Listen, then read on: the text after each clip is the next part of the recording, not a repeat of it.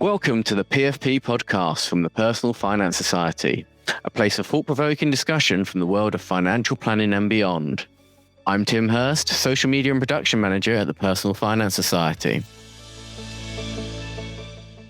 In this episode, as part of Chartered Week 2026, we're diving into what it truly means to be a chartered financial planning firm, not just as a status, but as a commitment to professionalism, integrity, putting clients first. We'll be talking about the real impact chartered status has on firms, their culture, their client relationships, and the trust they build. We'll also explore how the chartered community can help elevate the wider profession and what aspiring planners should know if they're considering the journey themselves. Joining me on the podcast today is Gemma Siddle, Chartered Financial Planner at Eldon Financial Planning Limited, and Nick Onslow, Chartered Financial Planner at Progeny. Thank you both for joining me on the podcast today. It's great to have you here. Thank you. Pleasure to be here. I'm very much looking forward to it, Tim. It's my first podcast. Wonderful. It's great to have you, and I hope you enjoy it. So to begin with, Gemma, do you mind telling our listeners a little bit about yourself and your firm as well? Yes, certainly. I'm Gemma Siddle, Director of Client Services at Eldon Financial Planning. We're a small firm of 12 people up in the northeast of England. We've been chartered since the very beginning. In fact, I checked the certificate this morning and it's the 2nd of October 2007. Wow. That's definitely quite an achievement there. And the fact you can actually check the certificate is impressive. We have it framed on the wall in the client seating area. Best place for it. And how about yourself, Nick? Well, I'm a chartered financial planner at Progeny. Now, Progeny has got offices all over the country, and we're a firm of 500, 550 people at the moment. And we actually got chartered in 2022, which we were very proud about. But I was previously, we were a firm that was bought, and my previous company, we got that in 2016. And I have sort of been the responsible member all the way through, responsible for it all. So, it was lovely to transition from one company that was chartered and then actually be able to make the next company chartered as well. So, absolutely thrilled about that. That's fantastic. And it's sort of staying with you, Nick, when you as a firm first achieved that chartered status, both times as it stands out, what did that moment represent in terms of your business and the commitment displayed to your clients? I think it's always nice to have something nice to shout about and say, do you know what, we've achieved something incredibly important. It's seen as the highest accolade in our industry, to be honest. We're so used to people just becoming chartered financial planners, and that's a very, very individual thing. But I actually think that when you get it as a firm, it enables you to sort of portray just how good you are at so many different things, and the ethos of the company. How did we feel about it?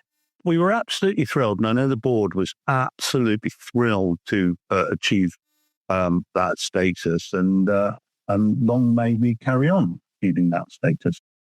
Fantastic. And Gemma, I mean, were you around at Eldon when you got the Chartered Financial Planner status? Yes, I was. I joined in October 2005. There was 3 founders, all of whom in those days had done all the G papers and believed heavily in technical knowledge being used to support clients. And that's what attracted me back then. So I've been here, just over 20 years now. And I was working towards my own individual qualifications and towards my own chartered status when the company got the corporate. And it just inspired me through as a young 20-something who'd not long been with the company, who was finding my own way. The ethos and the culture, just as Nick was saying there, just radiated out as somewhere that I wanted to be, something I wanted to be part of. And like I say, even to this day, that certificate with a little gold sparkly bits on is still what we've got framed downstairs here in the office. It's been a big part of our ethos from the beginning. And when it first came in, we were delighted because as a company, we'd worked so hard towards the values, and to have that national badge that is so widely recognised rather than just an individual one was really important to us as a little firm at that time. And I can imagine, as Nick was just saying, taking on all of his, the steps he's taken with a much, much bigger firm, just how thrilled he must have been at that point at getting it. I don't think that dies over time. I think it just gets stronger if you've got the right culture. Wonderful. Do you feel, Gemma, that being a chartered financial planner firm, and even sort of individual as you are, does that distinguish yourselves from other advisors in the profession? And what makes it such a powerful indicator of professionalism and trustworthiness within the sector? I think it really does help you to stand out, both as a company and as an individual. Taking that dedicated journey to become chartered and is a sign in itself of wanting to better your own knowledge and be the best you can be, and taking things further than you need to develop yourself in a technical way, but also in a personal way for working with clients. So I think it really does help people stand out. And the journey for me has helped me meet a lot of other people that are very like-minded, and learning from them, being surrounded by them, people with that attitude of wanting to be better for the clients, wanting to be better for yourself. It's something of a permanent journey. It's an attitude to life and an attitude to work where we're always learning. But I think Chartered does start that. As a company, I think it's helped us as well attract lots of new talent into the company. Our standard is that to be a financial planner, you need to be chartered financial planner. All of our senior power planners are chartered. Our power planners have the diploma with the expectation of working towards charters as they're developing in their career. And having people of that technical knowledge and attitude towards learning, wanting to be better, wanting to understand things, really does help develop the company as a whole and make it stronger. Fantastic. And would you agree with those comments, Nick? Oh, totally agree. We've got the same with chartered planners all over the business. We've got 51 at the moment out of our 79, with only 1 or 2 exams away from actually achieving it. We also have an academy that's actually helping people get through, and I'll do a bit more on that a little bit later, but doing more to actually get those standards high. But what we produced was a document for clients, actually, more than anything, that explains what chartered status is, because it's still something that you can be a charter firm, you could be the best charter firm in the world. But the reality is clients don't quite always get it at the moment. And whilst we see it as a differentiator, we still need to explain that and explain to clients why, and particularly new clients. And we've got a brochure that basically says, is what our charter status means for you. Yeah. And it's really, really clear. It talks about the high standards of technical and professional knowledge. It talks about the continuing professional development that we've got going on within the whole company, which is every month. There's something that everybody has to do. And then specific to your job role, making sure that we follow all the ethical practices of the PFS and mirroring their code of ethics from that point of view, and a commitment that they are dealing with one of the leading financial planners in the country. And I think that's really, really important. And so do you see charter status influencing your clients' confidence and shaping the way that they perceive your advice? You know, when you give them that information, do you feel like there's a slight shift in how they sort of work with you because of there's a increase in that belief in what you're talking about, and there's a lot more to you than, say, go into any other sort of financial planner? I do, and I've been really pushing this across the industry for many, many years, how important it is, because I know how proud I was when I got chartered status, particularly not coming from financial services at all in a completely different career, and how proud I felt. But I still think there's a bit more reality of it's not fully understood in society, or as we would like it to be. Yeah, you could be a chartered accountant and everyone goes, oh, they're a chartered accountant. That, and people understand it. There's more work we need to do on this. And as I just said earlier, it's a combination of us as firms explaining to clients and what that gold standard really is and what it means to be a chartered firm. And I think there's more for the regulated bodies to do as well to keep promoting it. And I think over time, I think it will become more and more and more established. I think we're heading in the right direction, but there's always more that we could do. Incredible. And Gemma, do you sort of see the same thing as well with that sort of influence in confidence and perception as well? Yeah, I completely agree with Nick on that, which is I think clients are impressed when they see what it means to be chartered, when we share that with them when they first come in. There's a deep-seated assumption that all financial planners are qualified, which they are, but it's not that common for clients to come in and question qualifications or get information on that side of things. Never mind things like Nick was saying, the continued professional development and the code of ethics and all the other things that it means to be chartered that isn't just technical knowledge. I think it's really important to be sharing that with clients. And when they hear it, it almost often makes them warm to you, understand the culture of your own business and what it will feel like to work with you, and what your standards are as well. And I think it encourages them to share more information. And certainly some of the areas that we've had from being chartered has made quite a noticeable difference to new client meetings. Our existing clients, all we hear from referrals in from our existing clients is how fantastic we are, which is fantastic, but they don't talk about us being chartered. They talk about us helping with their technical knowledge, pointing out that transitional tax-free cash certificate could get them a bit more tax-free cash out of the pensions under the new rules, or how we've helped them support the family, maybe help children get on the property ladder or retire early or think differently about their lifestyle and how they're living and using the wealth towards that. And that is wonderful, but chartered doesn't really come up in the conversation from clients to client. Whereas I find with new clients, just having that conversation early on shows our values. So as a company, we've got so many companies do, you've got your values. Ours includes that people matter, the continuous development, sustainability, integrity. They're our 4 core values, but they are so intrinsic to being chartered. And that's an element that when we're talking about it, clients recognise.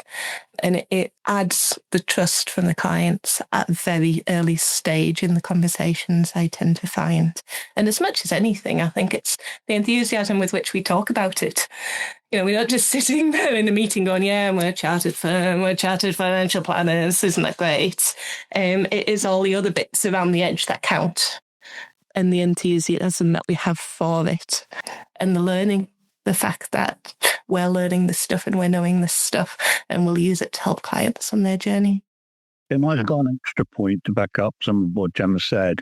I think I spend quite a lot of time explaining with chartered financial planners, not financial advisors as such. And I think that's where the industry's got to make its shift. It's got to start calling people chartered firms and chartered planners financial advisors. It's got to shift away and say, you're a chartered financial planner. And I'll give you one snippet of how I would explain that. And I would say to them that the big thing about you is your financial plan. Forget the money, forget your assets, forget everything else. It's all about your financial plan. And there is no plan without cash flow.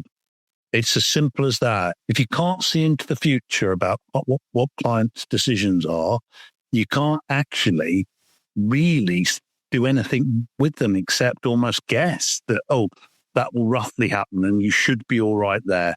For me, there's no plan without cash flow. And it is as simple as that. And the industry needs to push us to stop calling us financial advisors, stop calling us financial planners, because it's the plan that each individual client wants is what we're aiming to achieve for them. And the money bit is possibly the easier bit that comes afterwards, of how you're going to get there. So I think that's really important to say. Turn the conversation onto client life goals and using the money as a facilitator. Yeah, absolutely. Funny enough, isn't it funny that you go to a meeting and those beautiful little graphs that these cash flow produce, really, really bring meetings to life. People look at them and they go, wow, I completely understand it. And people who don't even like the money bit of it, and that could be both partners in a relationship, one might lead on it, one might not. But just seeing graphs and that surety of you're not going to run out of money. We have another expression. We start with the cash flow, and as long as there's no red in it, we describe it as, you've come to the dentist, I'm going to let you know straight away you don't need any fillings, but how can we actually make this better for you? Because you are going to be able to achieve everything. What more can we do for you? Yeah, that's a brilliant analogy, Nick. It's really good. One on cake and custard, I'll tell you afterwards. Brilliant. But yes, all of our clients have financial plans for that reason. But it takes knowledge and skill and a lot of good ethics and good behaviours to wield that kind of power of using a financial plan with clients. Just because cash flow says something doesn't mean it's necessarily true. You need to know how you're wielding it to make sure the forecasts and the calculations are accurate, but using it live in client meetings, as Nick says, to show, okay, well, what happens if we do knock a couple of years off your retirement? Or, okay, you can't afford to retire now, but you hate your job. What if you go part-time? And what if you have a change in career? What kind of money do you need to earn to follow that pathway, if that's what you want to be doing? And the power of that comes through. But again, it all comes down to that human connection, I think, on that side of things. The mix of competence technically and competence in dealing with people, and having a good ethical backdrop to know where your skills are and work in that way and do it in the right way for clients. And then sort of talking about that sort of client relationship and outcomes, do either of you have sort of any examples where being chartered, either as part of a chartered firm or again individually, has made a notable difference for your client? I know I've got a few, but it's really difficult. It's a difficult question, that, Tim, because being chartered isn't just because we're chartered, this happened. Being chartered is about the way we engage with everything around us. So, yes, we're chartered, and in reality, we may have new clients get in touch with us and ask if we're chartered because they've thought to ask if we're chartered, and we say yes. And what that means for you is, and we can list off the things Nick mentioned earlier about the code of ethics, the development, the technical competence, and how we engage with clients. So that's really good. But sometimes it's a mix of different things. So the technical knowledge from us as a company really helped us when the annual allowance, lifetime allowance came in. That was a good few years ago now, but we had the skills to be able to calculate pension input, do lifetime allowance calculations on defined benefit schemes from day one. And as a company, that took us into an area where we were specialising in it for the USS. For a lot of local universities, senior management were coming to us and referring to each other, to the point that one of the local universities was actually offering paid financial advice as onboarding for new senior management offer to take advice on their pensions and that side of things. Now, had we not been chartered, I don't know whether or not we'd have benefited from that side of things, but it was an absolute joy to work with these clients who wouldn't be a normal client bank, and just to flex our technical muscles with them on that side of things. And just changes like that are really good. As I mentioned earlier, spotting where there's an opportunity to make things better for clients. I had a new client a month ago who said he didn't expect to have any more tax-free cash out of his pension because his current advisor had said that wasn't possible. And actually, when I looked at it, he had a defined benefit pension, so all we needed was a transitional tax-free cash certificate, and we got another chunk out. And there was nothing wrong with his existing advisor, but his existing advisor was focusing on the investments And it hadn't occurred to him to check, I don't think, because it wasn't his core remit of what he was doing for that particular client. And as a result of that, the new client, he'd originally come to us asking what he could give away to manage inheritance tax. He wanted to know what was affordable to give to his children during his lifetime without compromising his security or his wife's security or care needs, to mitigate inheritance tax. And I think you could say that's being chartered, but you can have that technical competence without being chartered. But there's the ethos in it. So we did a calculation. He wanted to invest with us, and we said, no, could you give £100,000 to your children rather than investing it with us? Because I think that's a better outcome for what you're looking for.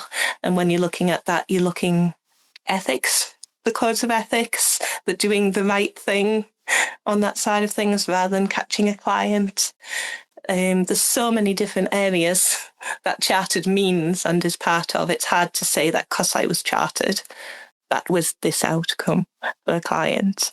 But you do mention that you're getting that question from new clients about, are you a chartered firm or are you a chartered financial planner yourself? And that's helping get them through the door a bit more. So that sort of badge of prestige is helping with that. Yes, and it's really exciting because it's really something that I've only seen in the last, I don't know, maybe 5 or 6 years. For all chartered has been available for so long, the corporate chartered. I do feel as though there's more new inquiries asking about it, which is nice because it gives us the opportunity to sing from the rooftops all of the things that it means to us. Brilliant.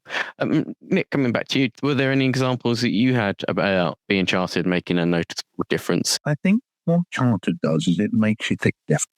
And I know that I've really pushed, it's been grabbed with open arms at Progeny, is that if you think differently and you've got chartered, you've got to do more. So I'll give you an example of what we do that's, I think, is probably it's not revolutionary in terms of firms do this, but it is revolutionary in the fact that not a lot of firms do this all under one roof. So we have a mortgage team, so we can offer mortgages for clients as well as the financial plan.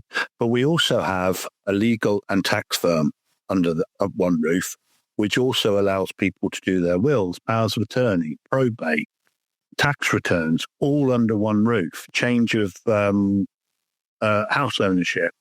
All these different things can happen as all as part of one financial plan with one lot of ID, one lot of fact finding.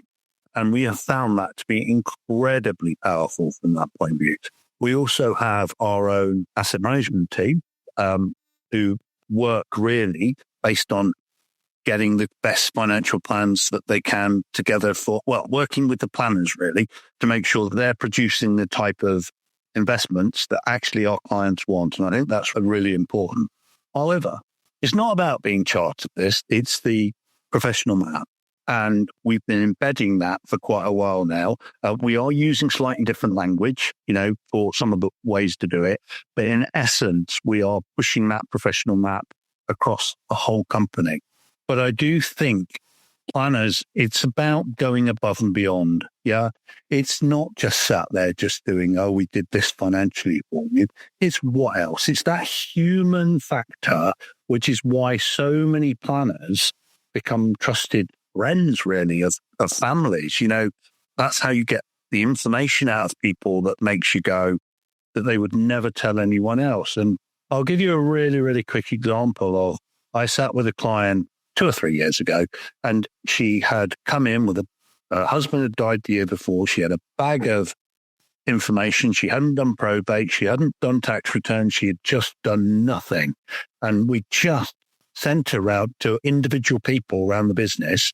And between all of us, we were able to fix all her needs. So much so that she then came to me and I said to her, what do you really want to get from your money? And she said, I just want to live near water. And I found myself doing this more than anything. So within minutes, the meeting, we'd moved on to Rightmove, and we'd actually looked up potential houses. And mad as it might sound, we found a new build area And she was able to go over and view that afternoon and actually ended up buying a new build, which has changed her life. That, to me, we've got loads of stories. All firms have got stories of how they've really helped people out. That's not a money thing. That's actually more the human, trusted person that you become. And I think that's really, really more important than anything else. So if nobody gets this, then really, really important this is professional Matt, the behaviours. And I think if firms started living by those standards, more and more of them will become chartered. And that builds so much trust in the profession when you're engaging with clients in such a way. That's building the trust, it's building the confidence, which helps us all in so many different ways. It's like a ripple effect from the core of doing a brilliant job for your clients. It ripples down through your own company, through the profession as a whole, and it just raises standards naturally. No, absolutely. And so, Nick, what value do you think having chartered status and chartered professionals bring to your organisation as a whole? I think it's something to be really, really proud of. I tell you what it is, genuinely, it's just another good news story to tell people internally, externally. And it gives, I think, by being a chartered firm, we've seen more and more people internally. As Gemma pointed out earlier, our planners, we've even had an administrator go through and get chartered status by doing exams, from that point of view. But it's people want to get on and actually succeed. And I think, it's exactly what Gemma said. We are looking for, and always will do, people who are either chartered or really have the ambition to be chartered. And I think the more and more we do that and tell more and more of our clients, not professional connections, and just tell the world really, what it means to be chartered, I think it's got to be a good thing. And that's how we're actually going to promote this industry. And I think we also do something else at Progeny, which I think is fairly neat. We run a summer school every year.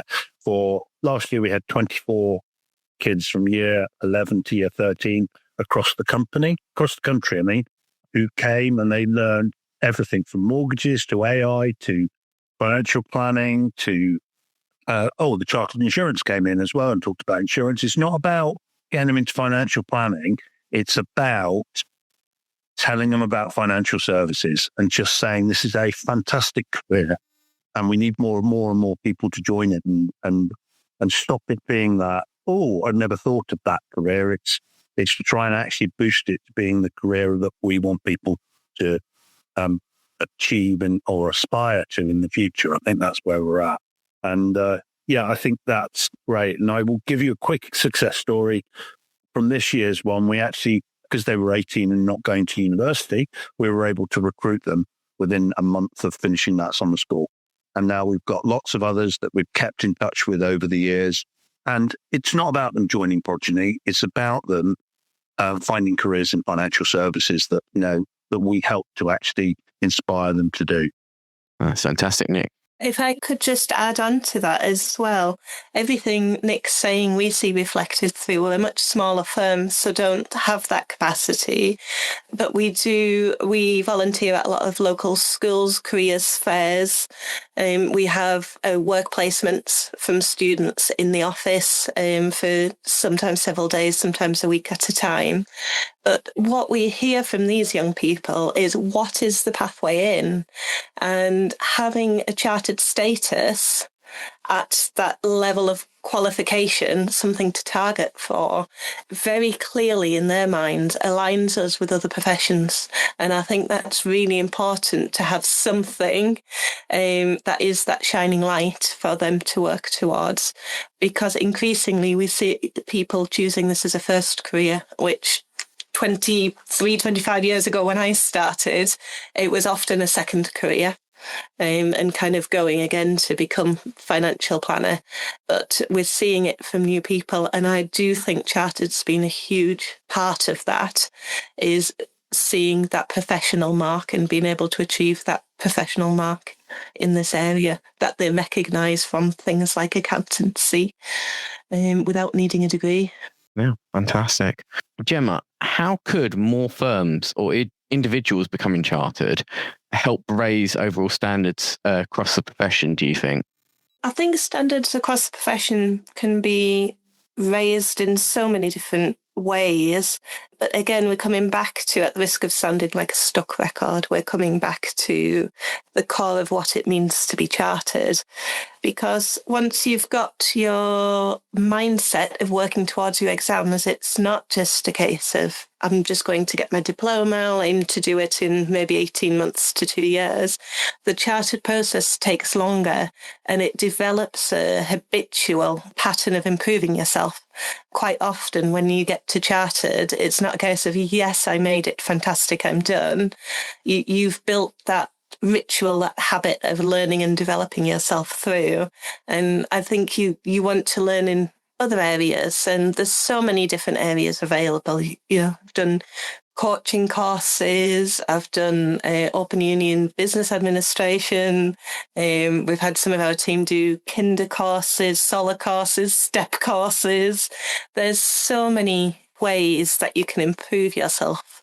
And I do think it becomes a habitual culture because you've been through that chartered process early on. Having that goal set just doesn't disappear when you get to it. I don't know if you've been involved, Nick, but have you seen the consultation on changing the corporate chartered requirements?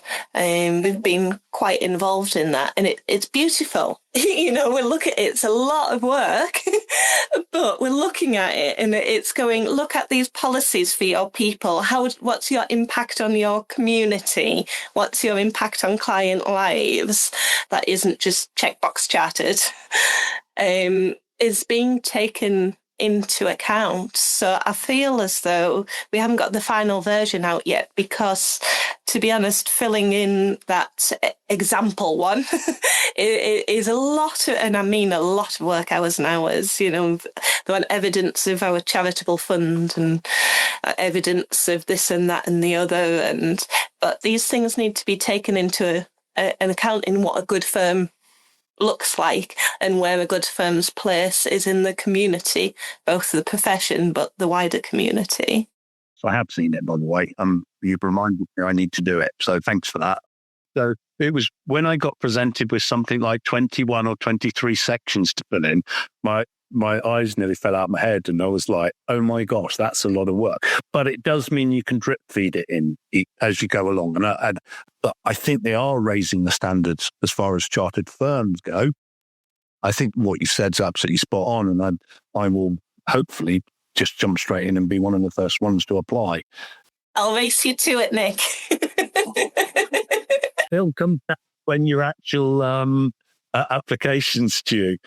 What advice would you give to aspiring financial planners who are considering working towards chartered status? So aspiring financial planners, okay, it's all about, I'll give you a good example. I got a letter from somebody who was in the army. He was doing bomb disposal. He hadn't left, and he wrote to every single firm that he could think of where he lived, which was Nottingham. And he said to me, what would you do? Yeah, how do we get into this industry? And the first piece of advice I gave him was to just start doing some of the exams. And I remember it from when I left the army. I did all the mortgage exams. I did the old, what they used to call CIFA exams. I don't know whether they still exist or not, but I did them more to see whether I had the aptitude to actually be able to work in this industry. Could I actually pass the exams? But if I gave myself one piece of advice, and I've done it for loads of people, I would have said to them, when you're doing, let's say, RO2, which is investments, I would have said to them, do AF4 and J10 at the same time, because all the learning is the same. I found that I did all my diploma level exams. I learned everyone, and I did them all, and then I started going, right, what's next? And then I realized I had to do all that learning again to get to do the next set of exams. So if there's one top tip I don't give anyone, and that would be do the AF and any associated exams around it all at the same time within a year. And I think I've seen people do it now, and it makes a huge difference. I managed to do, I think it was AF 1 and JO2, and I had to re-look at the tax one, did them all in one sitting. And it was absolutely the way to learn, and it was definitely the way to get through it. I hope that's what I would say to anyone considering joining the industry. Get 1 or 2 exams under your belt and show that you've got the ability to yourself to have the ability to actually pass these exams. Because I think when you sit them, particularly if you sit RO1, if you can get through RO1 and at the ethics exam and actually look at it, and you can come out of that and go, right, I still want to be in this industry, then you've made the right choice, and it's the way forward for you. If you get bogged down in RO1 and just sit there and go, oh my God, this just isn't for me, you'll know quite quickly. If they get through that one, the world's their oyster, because everything is done downhill from there as far as I'm concerned. Don't know what you think, Gemma. I'm in complete agreement with that one, and I completely understand why your first exam needs to be a regulation and ethics paper. I can see the logic as to why that should be your foundation for your building of you of the knowledge. But man, it's a tough start for anybody coming in as a first exam. It doesn't really show what we do, why we do it in anywhere near the best light. So yes, if you can get through that, like you say, all the fun stuff comes later. Don't take RO1 as your first feeling and get put off by any stretch to any new one. But I think if people are considering working towards chartered status, from my angle, I would just say go for it, as in, why wouldn't you? It's a badge, it's a career badge, if nothing else. You know, if you're looking at starting out, progressing, making yourself better at what you're doing, it's a really good way to reflect that in a way that's understood by others in the profession, be it future employers, be it colleagues, be it your current employer. On that side, I think there's so many reasons to go for it, and I can't really see many reasons not to. On that side of things, it takes time and it takes dedication, but being really good at any job takes that. But I also feel as though surrounding yourself with people that have that same aspiration is key. The PFS power, by financial planners for financial planners, it's just fantastic. And that's just one example. But surrounding yourself with people who are keen to develop and make themselves better, people that you want to be more like, is so important on that side. And to help yourself springboard to growth, you kind of be surrounded by people who always want to do better at what they're doing, become better people. As Ed Lasso says, be curious. There you go. Yeah, perfect. Fantastic advice there. Thank you both. Before we started the recording, we were discussing the PFS Personal Finance Awards. Both your firms have won Chartered Financial Planning Firm of the Year. Gemma, I believe Eldon won it twice with 2 different sort of ownerships, as you've mentioned, the transition there. We see that as a good way of helping promote chartered status.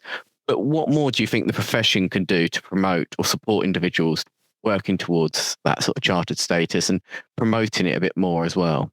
I think the awards are a huge part, just in terms of the flagship, having the flagship and celebrating the people and the firms that really want to be doing a good job. I think that's vital as part of the whole raising awareness on the chartered side of things. It's been amazing to see the shift so far, but I think the biggest thing is just building that culture of learning together as a profession, that you're not on your own when you're sitting learning. Sometimes it can feel awfully lonely if you've got your head in a CII exam textbook. So connecting with people, I think, is really important. And don't be afraid to get out and about in person. There's a huge welcoming community out there that's very supportive of people who want to enhance their skills. And I think being part of that is so important. I described it, and I do to clients, it's like winning the Oscars in your industry. And I think that's the key to all of this. There is no higher award. Your firm can't win a bigger award. You as an individual can't win a bigger award. It is our absolute Oscars. I love the fact now that it's done as a beautiful lunch, But for me, which is much more easier to hear people talk and sit round the table and meet people, I think for me, it's also been the amazing people I've met since, because more and more people get to know you as an individual and say, oh, yes, you've done all this and you're part of this, and you become a bit more established, which then gives you the responsibility to give back more and want to give back more, because, you want to promote these things. I think it's incredible. So, but from a firm point of view, to promote chartered, I think the industry's doing all the right things. I think we are doing all the right things, but unless you start to spend tens of thousands of pounds, maybe hundreds of thousands of pounds, putting adverts on telly, explaining you're what chartered financial planner is, or putting loads and loads of adverts into places, I don't think there's a lot more you can do. If you go on to listen to things like the Martin Lewis podcast, if he gets people on to give financial advice, they're always chartered financial planners. Yeah, I've noticed he always gets them on. But, that's what it takes, is people like him who do, probably the most, I was going to say revered, consumer duty champion that we've got in the country, where, he gets these people on and maybe says, he always gets chartered financial planner on. But it's more stuff like that, and getting, hopefully podcasts like this going out and people hearing it. But it needs to go wider than financial planners listening to what to other financial planners speak. It needs to go out to, our clients of the future or our clients now. Does that make sense? It needs to just spread the message much more. With the money that the PFS or the CII has got, there's not a lot more that you can do at this moment in time, I don't think. I think a separate element, but it did jump into my mind there. When it came to the PFS awards and the entries of the awards, the biggest value we got out of them wasn't winning the Oscars, so to speak. It was the entire process of the introspection that you go through as a leadership team on your company when you're going through the application itself. And I've talked to many firms who have looked at the application and answered a lot of the questions themselves without fully entering the awards for exactly that reason. It makes you think about, what are we really doing here? Where are we making a difference? Where are we maybe not so strong? And what can we do to make that better? And that entire process, both in the early stages, looking at your own company, but in the later stages, being interviewed by peers about what you're doing, how you're doing it, why you're doing it. And that it's so interesting, and you learn so much about yourself and your values and articulating them. And it's such a valuable process in its own right, whether or not you win. That's brilliant. This has been a wonderful bumper podcast. Thank you very much, both of you, Gemma and Nick, for your time today. It's been wonderful hearing your views on chartered status, both as a firm and as individuals. And we really hope that listeners can take away something valuable from today. And you'll also be pleased to know this is going out in Chartered Week, where we'll be celebrating all our chartered individuals and firms. And the results of our chartered consultation will be released later this year as well. So thank you, Nick, and thank you, Gemma. Thank you very much for having me. And me. Thank you for listening to this episode of the PFP podcast. To find out more about chartered status, visit the Chartered Hub, available via the show notes, along with other useful links. You can also explore related articles and more podcast episodes on the Personal Finance Professional website, many of which can be recorded as CPD and logged directly on the site with a click. If you enjoyed this episode, please like, review, and subscribe. Until next time, goodbye.